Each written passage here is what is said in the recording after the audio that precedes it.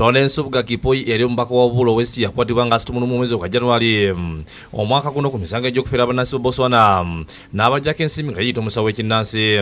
Omusango omulala gwe bamukwatira gwali gwakubeera mu ggwanga eryo mu bubenyi bw'amateeka era okufuula gavumenti yawo ne badde ekolaganira Botswana bayogerezeganya ku ngeri gye bayinza okumuza kuno okuvubula n'emisango egy'okulya mu nsi ye olukwe. And even when he went that side, he continued with these bad activities, like obtaining money by false pretense. He's been conning people around there in Botswana.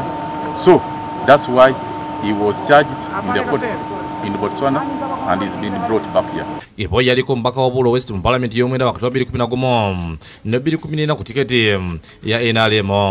Mu Desemba 2014 yakwatibwa ku misango gy'obubi n'okulya mu nsi olukwe oluvannyuma lw'okumuteebereza okubaka abavubuka bawandiisa mu Uganda ne DR Congo okuyekera gavumenti.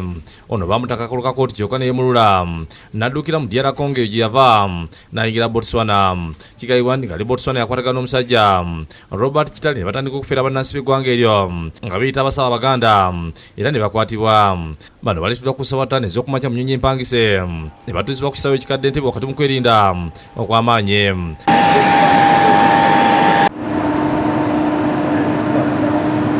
Ab'ebyokwerinda okuva e Botswana abakwasiza ab'ekitongole ekikettira ebweru w'eggwanga eky'External Security Organization kiyite ESO nga bakolimiddwamu Tony Kabuguta. Bano babasibye enjegere ku mikono ne ku magulu. Kipoi alabise okuba omukuwakanya okwogera ne bannamawulire. Do you know why you've been arrested? Guys, I'm not ready to talk right now. Why? I'm not feeling it.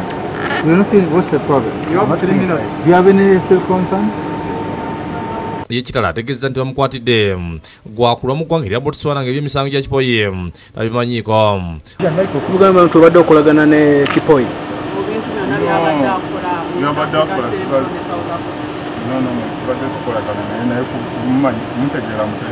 Obadde omutegeera otya?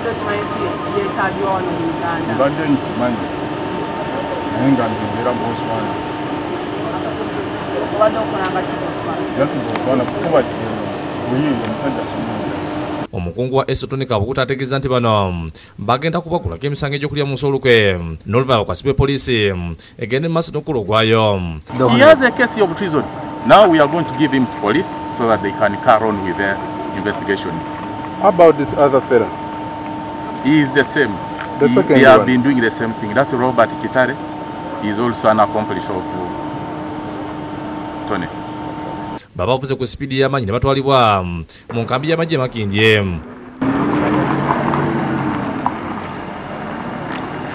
Julius Kafuluma yakusakidde Green ku Lwabukede TV.